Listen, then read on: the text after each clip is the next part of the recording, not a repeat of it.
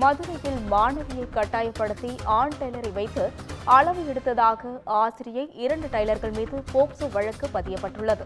தற்பொழுது இதனை அண்மை செய்தியாக பார்த்து வருகிறோம்.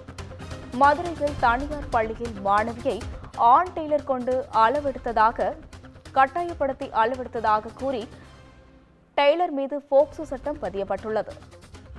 இதுகுறித்த கூடுதல் விவரங்களை செய்தியாளர் அருண் வழங்க கேட்கலாம். வணக்கம் அருண், உங்க விவரங்களை பதிவு செய்யலாம்.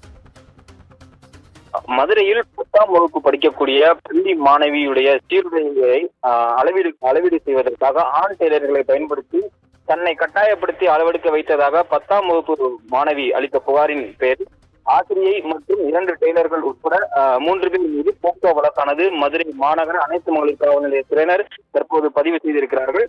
மதுரை மாநகர அனைத்து மகளிர் காவல் நிலைய எல்கைக்கு உட்பட்ட தனியார் மெட்ரிகுலேஷன் பள்ளியில் மாணவிகளுக்கான சீருடை தைப்பதற்காக பள்ளி நிர்வாகத்தின் சார்பில் ஒரு ஆண் மற்றும் பெண் டெய்லரை அழைத்து வந்து சீருடைக்கான அளவீடுகள் எடுக்கும் பணியில் ஈடுபட்டதாகவும், அப்போது 10ஆம் வகுப்பு படிக்கக்கூடிய மாணவி ஒருவர் மாணவிகளுக்கு இதற்கு ஆண் டெய்லர் மூலமாக அளவு எடுக்க அனுமதிக்கிறீர்கள் என்று ஆசிரியரிடம் கேள்வி எழுப்பியதாகவும், அதனால் அந்த ஆசிரியர் ஆண் டெய்லர் அளவெடுத்தால் தான் தன்னால் அளவு எடுக்க ஆண் டெய்லர் அளவெடுத்தால் தன்னால் அளவெடுக்க முடியாது என பள்ளி ஆசிரியரிடம் மாணவி கூறியதாகவும், இருந்தாலும் ஆசிரியை கட்டாயம் அளவு எடுத்துதான் ஆக வேண்டும் என மாணவியிடம் கூறியுள்ளதாகவும், அப்போது தான் அடுத்த ஆண்டு இந்த பள்ளியில் படிக்கப் போவதில்லை, ஏன் எனக்கு அளவு எடுக்க வேண்டும் என கூறியதாகவும் மாணவி தொடர்ச்சியாக ஆசிரியர் வாக்குவாதத்தில் ஈடுபட்டார்.